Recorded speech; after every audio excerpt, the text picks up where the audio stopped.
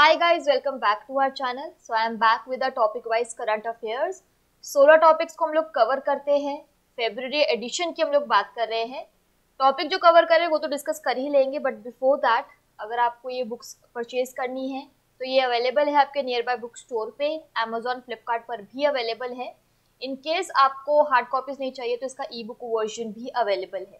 ठीक है, बुक्स का बेस्ट पार्ट है कि इसमें एमसीक्यू और नोट्स फॉर्मेट दोनों एक साथ अवेलेबल है, तो आपके लिए बेटर हो जाएगी प्रिपरेशन करना. ज़्यादा कंटेंट इससे आप कवर कर पाओगे क्योंकि नोट्स फॉर्मेट और एमसीक्यू में जो क्वेश्चंस है वो दोनों अलग अलग हैं, तो आपके लिए ज़्यादा कंटेंट जो यहाँ पे अवेलेबल है. फेब्रुअरी एडिशन है. टॉपिक जो हम लोग कवर कर रहे हैं इस सेशन के लिए that is science and technology, विज्ञान और तकनीक. छोटा सा टॉपिक है बट इम्पॉर्टेंट क्वेश्चन है इसमें. उसके अलावा नोट्स फॉर्मेट में बहुत कुछ और भी है, उसको ज़रूर कवर करना पूरा.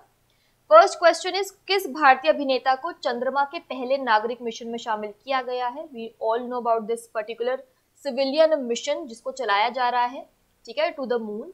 तो आपको बताना है वो कौन सा इंडियन एक्टर है जो जिसको इस पर्टिकुलर मिशन के लिए इंक्लूड किया गया है. ऑप्शंस है राज अनाथकट, देव जोशी, आर्यन खान या फिर भव्य गांधी. ये आपके पास ऑप्शंस है. आई थिंक आपको इसका आंसर पता होगा. Correct answer is option number B, Dev Joshi. I think आप इनकी चेहरा भी पहचान पाओगे बिना गूगल इसको किए. बालवीर में इन्होंने मेन लीड में ये इन्होंने काम किया है बचपन से ही, छोटे उसमें भी आपने इनको देखा होगा. ठीक है, देव जोशी यहाँ पे बिल्कुल करेक्ट आंसर है. नेक्स्ट देखो, प्रयोगशाला में विकसित हीरो पर शोध करने के लिए किस संस्थान को 242 करोड़ रुपए का अनुदान प्रदान किया जाएगा? यानी इनमें से कौन सा इंस्टीट्यूशन है जिसको ग्रांट प्रोवाइड किया जाएगा 242 करोड़ रुपीस का, ताकि वो अंडरटेक कर सके research on lab grown diamonds. Options है IIT Kharagpur, IIT Delhi, IISc Bengaluru या फिर IIT Madras. Correct answer is IIT Madras. Now lab grown diamonds, हमें बेसिक नेचुरली जो डेवलप्ड डायमंड्स होते हैं वो हम सबको पता ही है, बट यहाँ क्या है कि लैब ग्रोन डायमंड्स जो है अब प्रोड्यूस किए जा रहे हैं, ठीक है, उनके बारे में रिसर्च को अंडरटेक करने के लिए आईआईटी मद्रास को प्रोवाइड किया जाएगा एक grant that is worth ₹242 crore. Next देखो, किस अंतरिक्ष एजेंसी ने पहले पैरा एस्ट्रोनॉट का नाम दिया है? पैरा से आपको आइडिया लग गया है कि that the person is disabled in some sense. ठीक है, तो कौन सी स्पेस एजेंसी ने पहला फर्स्ट एवर पैरा एस्ट्रोनॉट का नाम दिया है? जैक्सा, नासा, इसरो या फिर ईएसए यानी यूरोपियन स्पेस एजेंसी.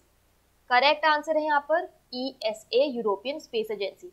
अच्छा, ये करने से बेसिकली वो ये भी बताना चाहते हैं कि जो पैरा पीपल होते हैं या किस तरीके से भी डिसेबल्ड है वो किसी भी लेवल पर कम नहीं है.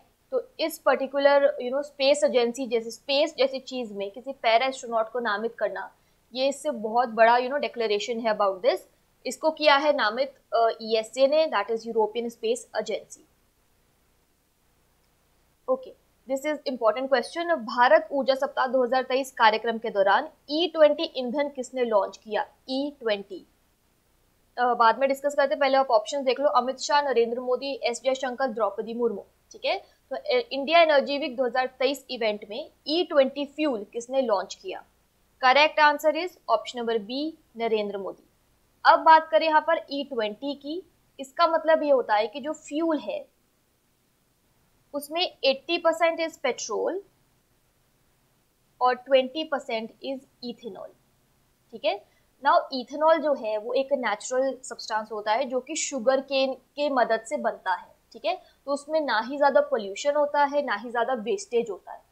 तो यहाँ पर क्या है कि 20% इथेनॉल, अभी जैसे मैंने आपको कहा कि शुगर केन से इथेनॉल प्रोड्यूस किया जा सकता है एंड वी नो कि हमारे पास शुगर केन का कोई ऐसा शॉर्टेज नहीं होता है, तो it is easy for us. पहले we were using E10 but now we will be using E20 fuel. ठीक है, इसको लॉन्च किया गया है. बट अगर देखो बात करें और कंट्रीज की, तो ब्राज़ील, यूएसए जैसी कंट्रीज ऑलरेडी यूज कर रही हैं E100. ठीक है, हमने अभी क्या लॉन्च किया है E20, तो हम लोग पीछे तो बहुत ही हैं, लेकिन अगेन कहीं ना कहीं से आपको नेक्स्ट स्टेप लेना ही होता है. तो E10 से of course we are growing towards E20. ठीक है, अगला देखो, किस देश के वैज्ञानिकों ने अपना पहला ओवरहॉजर मैग्नेटोमीटर विकसित किया है? ये आपको बताना है कि फर्स्ट ओवरहॉजर मैग्नेटोमीटर कौन सी कंट्री के साइंटिस्ट ने डेवलप किया है, इंडिया, चाइना, यूएसए या फिर ऑस्ट्रेलिया, ये आपको बताना है। करेक्ट आंसर है यहाँ पर ऑप्शन नंबर ए, इंडिया। ठीक है, मैग्नेटोमीटर को बेसिकली हम लोग सैम्पलिंग टाइप चीज़ों के लिए यूज़ करते हैं। ठीक है, और अब जो है इंडिया ने अपना खुद का डेवलप कर लिया है। अभी तक हम लोग इसको भी इम्पोर्ट कर रहे थे क्योंकि यूज़ तो हमें करना ही है, तो हमारी कंट्री के साइंटिस्ट ने इसको भी डेवलप कर लिया है, पहला ओवरहॉजर मैग्नेटोमीटर को। Again as I told you, sampling के लिए इसको जो है यूज़ किया जाता है, मैपिंग करने के लिए इसको यूज़ किया जाता है। ठीक है, नेक्स्ट, सिंगापुर के सहयोग से किस देश ने साइबर सुरक्षा अभ्यास सिनर्जी आयोजित किया है? साइबर सिक्योरिटी एक्सरसाइज है जिसका नाम है सिनर्जी। इसको किस कंट्री ने कंडक्ट किया है इन कोलैबोरेशन विद सिंगापुर, ये आपको बताना है। साउथ कोरिया, चाइना, इंडिया या फिर जापान। ठीक है, तो एक्सरसाइज का नाम ध्यान रखना, cyber security exercise. Cyber security के बारे में हमने हर टॉपिक में कहीं ना कहीं पढ़ा ही है, और मैंने आपको हर बार बोला है कि साइबर सिक्योरिटी आज के टाइम पे बहुत इंपॉर्टेंट हो चुकी है, क्योंकि अब तो हम देख रहे हैं रिसेंटली कितने बड़े बड़े ऑर्गेनाइजेशन, कितने बड़े बड़े इंस्टीट्यूट्स के जो भी उनका डेटा है उसको हैक किया जा रहा है, उसको ओवर गलत तरीके से, मिसलीडिंग तरीके से यूज किया जा रहा है जस्ट बिकॉज ऑफ हैकिंग। ठीक है, तो cyber security is very important. तो इस एक्सरसाइज में सिंगापुर के साथ कोलैबोरेट किया है इंडिया ने। और एनीवे सिनर्जी का मतलब मैंने आपको पहले भी बताया है, सिनर्जी मीन्स जब मैं आपसे पूछ रही हूँ 2+2 आंसर आता है 4, बट सिनर्जी मीन्स एक एडिशनल फैक्टर। तो सिनर्जी के केस में 2+2 इज ऑलवेज 5। ठीक है, ध्यान रखना। नेक्स्ट देखो, ये भी इंपॉर्टेंट क्वेश्चन है, बहुत ही लेटेस्ट है ये। कौन सा क्लाउड सॉफ्टवेयर एयर इंडिया को इन फ्लाइट घटनाओं की रिपोर्ट करने में मदद करेगा? ठीक है, तो एयर इंडिया को इन फ्लाइट इंसिडेंट्स को रिपोर्ट करने में कौन सा क्लाउड सॉफ्टवेयर हेल्प करेगा? लूसिडिटी, सेफ्टी कल्चर, कोरूसन या फिर EcoOnline. Correct answer is option number C, Coruson. ठीक है, तो एयर इंडिया को कोरूसन हेल्प करेगा इन फ्लाइट इंसिडेंट्स के लिए। वी ऑल नो कि रिसेंटली एयर इंडिया पर बहुत सारे इश्यूज उनके चल रहे हैं, कभी फ्लाइट लेट हो रही है फॉर नो रीजन, कोई फिर अपडेट भी नहीं करता है कि कितनी देर लगेगी, वो बस 45 मिनट्स डिले है, इस तरीके से करते रहते हैं। प्लस जो अभी रिसेंट यूरिन वाला जो एक इंसिडेंट हुआ था, उसके बाद तो और भी ज़्यादा बवाल बढ़ गया है। ठीक है, यहाँ पे इन फ्लाइट इंसिडेंट्स के रिगार्डिंग एयर इंडिया को हेल्प करेगा कोरूसन क्लाउड सॉफ्टवेयर। ठीक है, नेक्स्ट देखो, किस देश के शोधकर्ताओं ने चंद्रमा के किनारे एक नए प्रकार के क्रिस्टल की खोज की है? ये क्वेश्चन हमने पहले कवर किया हुआ है। कौन सी कंट्री के रिसर्चर ने डिस्कवर किया है कि new type of crystal near the side of the moon? China, India, USA, Russia. नाम बता देती हूँ, करेक्ट आंसर इज चाइना। और जो इस क्रिस्टल को फाउंड किया गया है, इसका नाम रखा गया है चंगेसाइट वाई। किस एजेंसी ने वीशोरेज मिसाइल का सफल परीक्षण किया है, यानी सक्सेसफुली टेस्ट किया है वीशोरेज मिसाइल को? नासा ने, डीआरडीओ ने, इसरो ने या फिर एचएएल ने? Correct answer is option number B, DRDO. If we talk about VSHORADS, this is very short range, then you have air defense missile. ठीक है, this is your very short range air defense missile, VSHORADS. Next देखो, किस देश ने नवंबर 2022 में Florida से राशिद नामक अपना पहला चंद्र रोवर लॉन्च किया है? अगेन मुझे लग रहा है आपको इसका आंसर पता होगा, इंपॉर्टेंट क्वेश्चन है। ऑप्शन है ईरान, इजराइल, यूएई, कतर। ठीक है, यहाँ जो आपका करेक्ट आंसर है that is option number C, United Arab Emirates, UAE. Next देखो, जलवायु विज्ञान को आगे बढ़ाने के लिए एआई फाउंडेशन मॉडल बनाने के लिए किस अंतरिक्ष एजेंसी ने आईबीएम के साथ साझेदारी की है? यानी कौन सी स्पेस एजेंसी ने पार्टनरशिप की है विद आईबीएम ताकि वो बिल्ड कर सके एआई फाउंडेशन मॉडल्स? किस चीज के लिए? एडवांस क्लाइमेट साइंस के लिए। ठीक है, तो क्वेश्चन में पूरा डिटेल उसने बता दिया है। ऑप्शन है नासा, इसरो, जैक्सा या फिर रॉसकॉस्मोस। ये आपके पास ऑप्शन है। करेक्ट आंसर है ऑप्शन नंबर ए, नासा। एनीवेज मैंने आपको हमने और भी टॉपिक्स में चीज कवर की है कि रिसेंटली एआई चैटबॉट, जिस चीज के साथ एआई लग जाता है वो एनीवेज अब आज के टाइम में ट्रेंड में है, चाहे वो किसी भी एरिया से रिलेटेड हो। अब तो हम लोग एआई की बात विद एजुकेशन भी करने लग गए हैं, तो climate science, advance climate science में एआई एक बहुत ही इनोवेटिव चीज है, और ये डेफिनेटली अब ये चीजें रुकेंगी नहीं, अब ये फर्दर फर्दर एडवांस लेवल पर जरूर चलेंगी। नेक्स्ट देखो, किस स्पेस एजेंसी के इनसाइट लैंडर ने क्षुद्र ग्रहों के प्रभाव से उत्पन्न भूकंपीय और ध्वनिक तरंगों का पता लगाया है? यानी कौन सी स्पेस एजेंसी का इनसाइट लैंडर है, उसने डिटेक्ट किया है सिस्मिक और अकॉस्टिक वेव्स जो कि कॉज की जाती है by the impact of asteroids? ISRO, Roscosmos, NASA या फिर CNSA? Correct answer is NASA. ठीक है, दोबारा से नासा यहाँ पे करेक्ट आंसर है। इंपॉर्टेंट सारे फीचर्स है, इंपॉर्टेंट पॉइंट्स है, क्योंकि छोटी छोटी चीजें अब बड़े बड़े इम्पैक्ट्स हमें पता चल रहे हैं उनके, कि इस तरीके से भी चीजें डिस्कवर होती हैं। ठीक है, नासा यहाँ पे बिल्कुल करेक्ट है। किस राज्य को जानवरों के लिए भारत की पहली आईवीएफ मोबाइल इकाई मिली है? यानी कौन से स्टेट को इंडिया की पहली आईवीएफ मोबाइल यूनिट मिली है फॉर एनिमल्स? आईवीएफ हम सबको पता है, इन विट्रो फर्टिलाइजेशन। हम लोग मूवीज में देखते ही हैं कि जिन पेरेंट्स को या फिर जिन कपल को बेबीज नहीं होते हैं, they can opt for IVF to have babies. Same तरीके से एक आईवीएफ मोबाइल यूनिट एनिमल्स के लिए भी लगाई गई है, जो कि इंडिया की पहली ऐसी मोबाइल यूनिट है। ऑप्शन है आंध्र प्रदेश, महाराष्ट्र, उत्तर प्रदेश या फिर Gujarat. Correct answer is Gujarat. ठीक है, तो एनिमल्स के लिए आईवीएफ मोबाइल यूनिट जो है, इंडिया का पहला मोबाइल यूनिट जो है, गुजरात को मिला है। किस देश के पहले पूरी तरह से सौर ऊर्जा से चलने वाले मानव रहित हवाई वाहन ने अपनी पहली परीक्षण उड़ान सफलतापूर्वक पूरी कर ली है? यानी कौन सी कंट्री का पहला fully solar powered unmanned aerial vehicle ने सक्सेसफुली अपना मेडन टेस्ट फ्लाइट कंप्लीट किया है? ऑस्ट्रेलिया, जापान, इंडिया या फिर चाइना? काफी सारी चीजें आपको ऑप्शन से उसमें से मिली गई हैं। एक तो मेडन टेस्ट फ्लाइट था, पहला solar powered unmanned aerial vehicle है जिसको सक्सेसफुली कंप्लीट किया गया है फ्लाइट को। ठीक है, ऑप्शन देख लिए हैं। Correct answer is China, option number D. DCGI द्वारा किस कंपनी के इंटरनेजल कोविड-19 वैक्सीन को आपातकालीन उपयोग की मंजूरी मिली है? ठीक है, इंट्रानेजल कोविड वैक्सीन को इमरजेंसी यूज के लिए अप्रूवल मिला है बाय डीसीजीआई, तो वो कौन सी कंपनी का वो वैक्सीन है? बायोकॉन, भारत बायोटेक, ग्लैक्सोस्मिथक्लाइन या फिर पेंसिया बायोटेक? ठीक है, अच्छा यहाँ पे पहले आंसर बता दूं। करेक्ट आंसर जो यहाँ पर है that is option number B, Bharat biotech.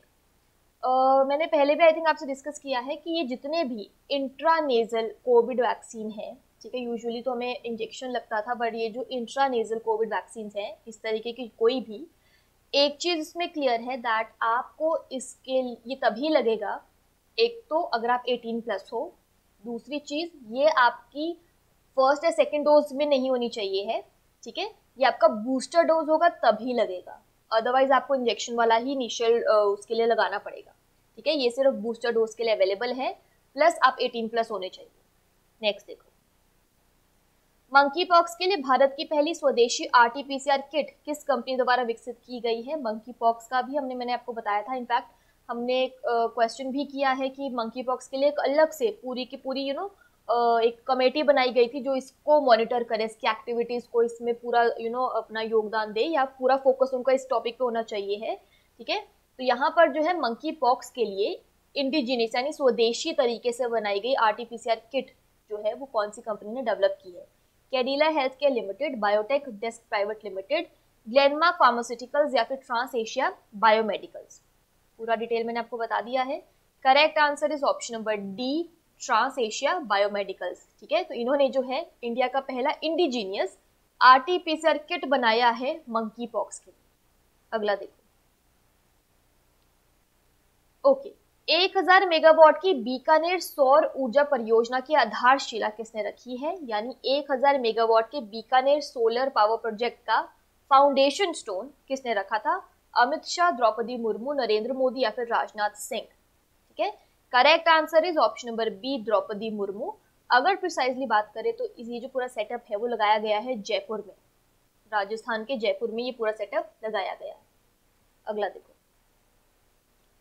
कौन सा देश ओमाइक्रॉन वैक्सीन को मंजूरी देने वाला दुनिया का पहला देश बन गया है? ओमाइक्रॉन वैक्सीन वैसे तो वी नो कि कोविड का ही एक वेरिएंट था, लेकिन एक टाइम ऐसा पता नहीं सेकेंड या थर्ड वेव जो थी उसमें पूरा का पूरा जो रोल प्ले था कोविड होने का, that was Omicron virus.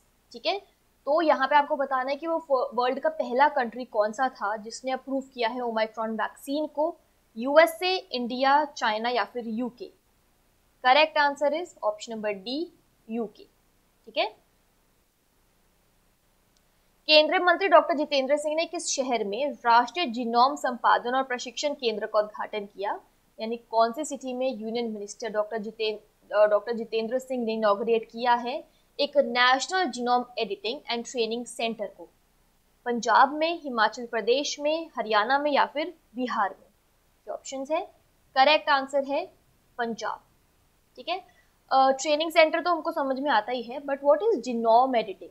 Genome editing is basically, अगर मैं कहूँ कि मुझे उसकी आंखें पसंद है, मुझे उसका कलर पसंद है, मुझे उसकी फेशियल एक्सप्रेशंस पसंद है, तो आजकल के टाइम पे ये भी एक ऑप्शन आ चुका है जब हम लोग कोई चीज़ को बिल्डअप कर सकते हैं किसी किसी चीज़ की अच्छे अच्छे फीचर्स को लेकर, that is genome editing, edit करना। ठीक है, दिस इज जीनोम एडिटिंग। तो national genome editing and training centre को इनॉग्रेट किया गया पंजाब में। ठीक है, नेक्स्ट है, किस देश ने अपना पहला चंद्र मिशन दानुरी लॉन्च किया है? ठीक है, तो बेसिकली उसका निकनेम रखा गया दानुरी, जो कि एक लूनर प्रोब है। कौन से कंट्री का पहला?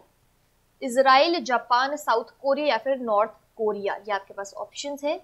Correct answer is option number C, South Korea यानी दक्षिण कोरिया। क्वेश्चन दूसरे फॉर्म में भी आ सकता है कि जो साउथ कोरिया का पहला लूनर प्रोब है उसका नाम क्या है? That case it will be Danuri. अगला देखो, भारत की पहली स्वायत्त नेविगेशन सुविधा यानी ऑटोनॉमस नेविगेशन फैसिलिटी डैश का उद्घाटन आईआईटी हैदराबाद में किया गया है। अब आपको उसका डैश का आंसर बताना है कि उस फैसिलिटी का नाम क्या है। टाइटन, तिहान, कुबेर या फिर ध्रुव? ये आपके पास ऑप्शंस है। क्वेश्चन दूसरे फॉर्म में भी आ सकता है in context of IIT Hyderabad. ठीक है, यहाँ पर जो आपका करेक्ट आंसर है that is option number B, TiHAN. Now full form देख लेते हैं, that is important. This is Technology Innovation Hub. Technology Innovation Hub on Autonomous Navigation. ठीक है, technology innovation hub on autonomous navigation, ये फुल फॉर्म है तिहान की। ये बना है इंडिया का फर्स्ट ऑटोनॉमस नेविगेशन फैसिलिटी। कहाँ पे से इनॉग्रेट किया गया था? Eight IIT Hyderabad. अगला देखो, भारत अपना पहला मानव अंतरिक्ष मिशन गगनयान और साथ ही पहला मानव महासागर मिशन किस वर्ष में लॉन्च करेगा? तो इंडिया जो है अपना पहला ह्यूमन स्पेस मिशन गगनयान, उसी के साथ ही पहला मैन्ड ह्यूमन ओशन मिशन कौन से साल में लॉन्च करेगा? 2023, 24, 25, 26? आई थिंक आपको इसका आंसर पता होगा। Correct answer is option number ए, 2023। ठीक है, तो दोनों लेवल पे, ये स्पेस की बात हो रही है और ये पानी की बात हो रही है, तो दोनों लेवल पे they are working all together. 2023 यहाँ पे करेक्ट आंसर है। 30 मई 2022 को आईआईटी गांधीनगर में किस सुपर कंप्यूटर को कमीशन किया गया है? ठीक है, नाम बताना आपको सुपर कंप्यूटर का। सुपर कंप्यूटर है तो मतलब आप इमेजिन कर सकते हो उसका प्रोसेसर, उसकी स्पीड कौन से लेवल की होगी। ऑप्शंस है परम प्रकाश, परम गंगा, परम शक्ति, परम अनंत। ये आपके पास ऑप्शंस है। तो सुपर कंप्यूटर इनमें से कौन सा है जिसको आईआईटी गांधीनगर में इस पर्टिकुलर तारीख को कमीशन किया गया था? करेक्ट आंसर इज परम अनंत। अच्छा, परम अनंत की बात कर रहे हैं तो इसकी जो स्पीड है that is 838 teraflops. Can't even imagine कि वो कहाँ तक जाएगा, किस स्पीड तक जाएगा। 838 टेराफ्लॉप्स। सुपर कंप्यूटर नाम है परम अनंत, जिसको कमीशन किया गया है आईआईटी गांधीनगर में।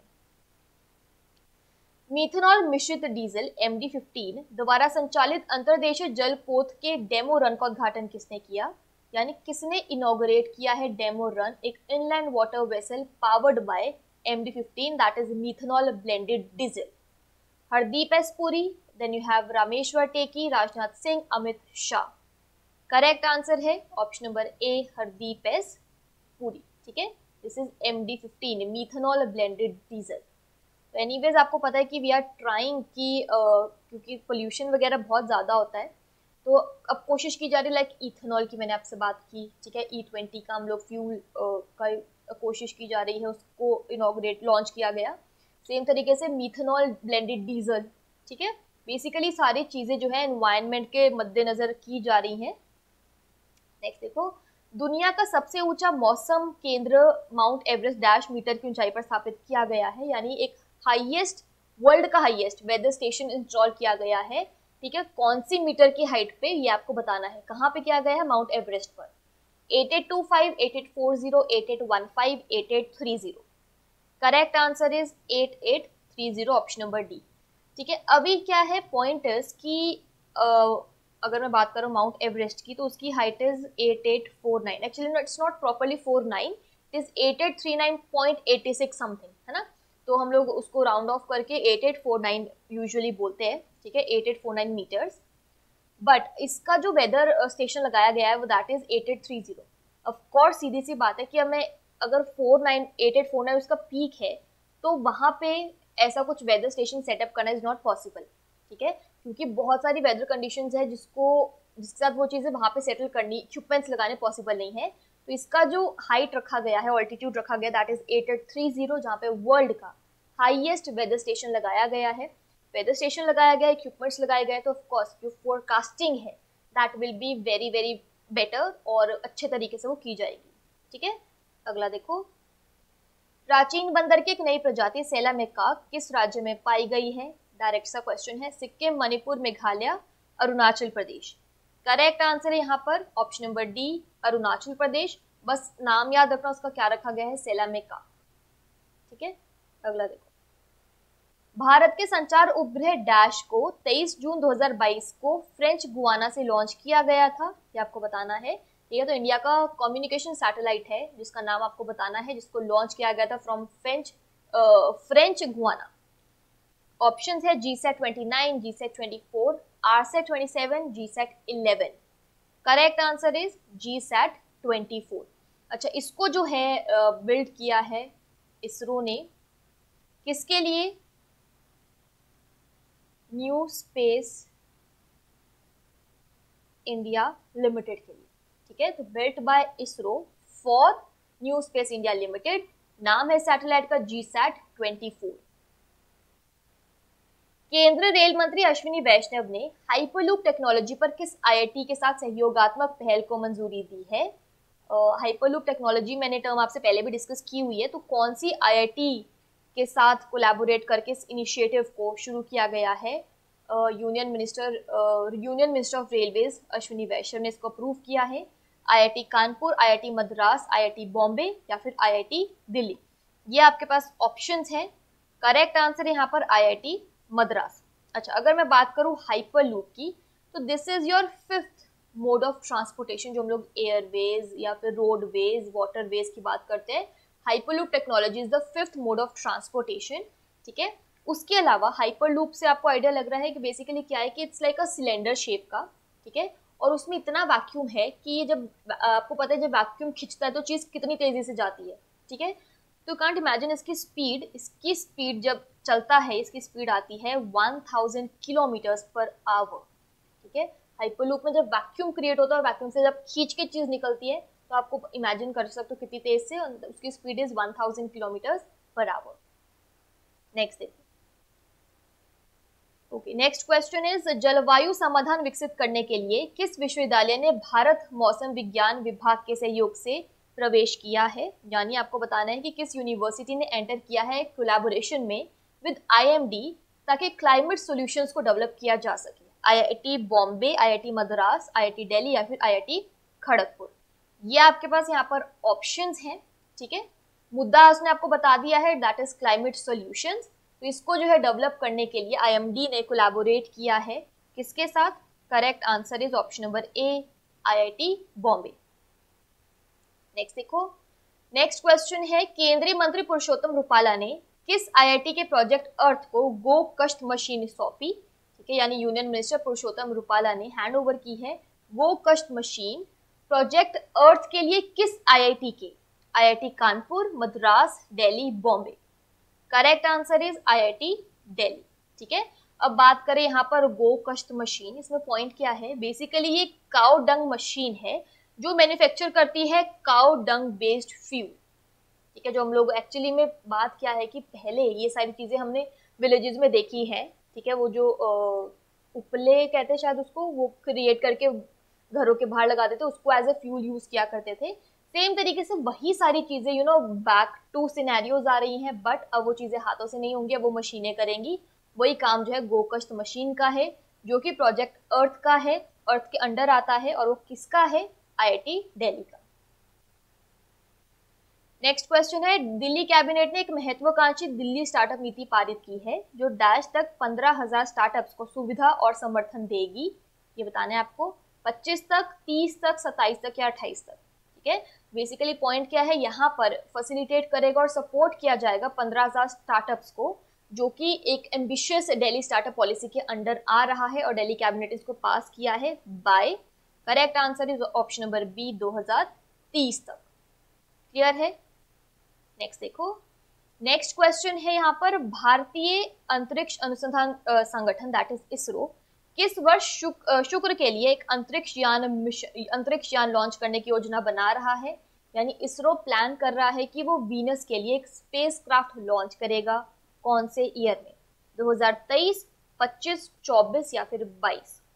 Correct answer is option number C, 2024 तक। ठीक है, तो यहाँ पर जो है वीनस, समझ आपको आगे शुक्र की बात हो रही है यहाँ पर।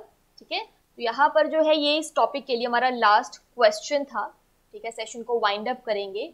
कोई डाउट होता है आप उसको डेफिनेटली पूछ सकते हैं, क्लैरिफाई कर सकते हो। तो science and technology interesting topic है, क्योंकि आपको बहुत कुछ चीज़ें पता चलती है, नई चीज़ें पता चलती हैं। इतने टॉपिक के अलावा बहुत सारा कंटेंट नोट्स में अवेलेबल है, उसको ज़रूर चेकआउट कर लेना। ठीक है, आपको इससे ज़्यादा डेटा आपका कवर हो जाएगा। वाइंड अप करेंगे सेशन को। Thank you so much, I see in my next session.